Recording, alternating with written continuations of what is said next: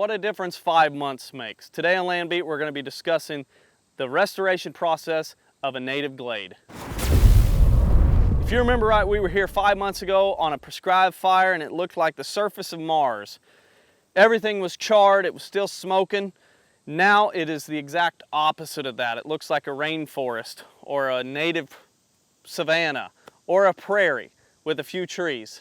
It's an incredible, diverse landscape. Now, what is a glade? A glade is a site that is very shallow soil. A lot of times you'll see rock outcroppings like this. There's various forms based on the rocks that are there, but it's very shallow soil. It's a very dry climate. It gets very hot in the summer. So Sean, who's behind the camera, and I decided today it's supposed to be 102. What better time to step out on a glade? So ignore the sweat, but we're going to be showing you the transformation of a native glade here on my home farm. 5 years ago, this was dominated by eastern red cedar. You would look out here and see just a wall of green evergreens. But knowing what the potential of this site had, we decided to do a glade restoration project. So that involved running chainsaws and cutting all the cedars down and then enrolling prescribed fire. This site has seen 2 prescribed fires, both dormant season fires, both done in March, 2 years apart, and you can see the seed bank has just exploded with life. It is one of the most diverse sites that we have on the farm with native plants and therefore insects and therefore birds, so it just has turned into an incredible area for life. You can hear all kinds of different insects buzzing and singing and doing their thing, butterflies flying by. As a deer hunter, what does this mean for you? Because that's what a lot of guys who watch this channel are concerned about, deer improvement. So why should a deer hunter restore a glade?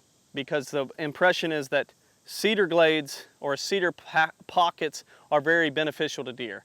This site had reached the maturity that it was not as beneficial for deer anymore. It was tall cedars, very thick dead limbs underneath. The deer really couldn't navigate through it very well.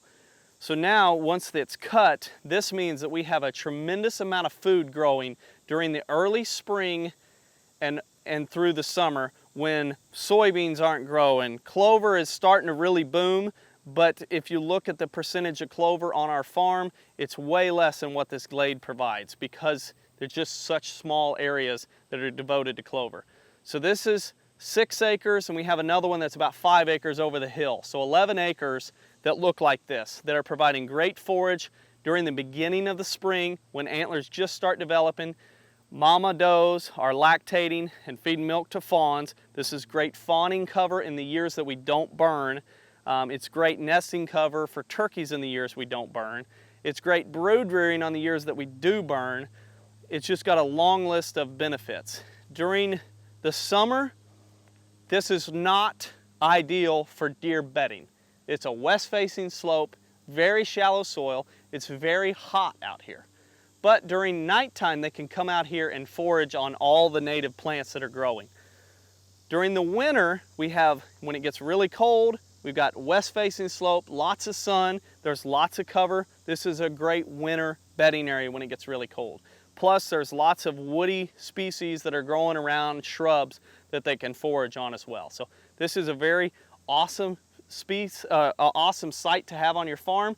Lots of great species, and I encourage anyone with the glade to look at it and try to restore it.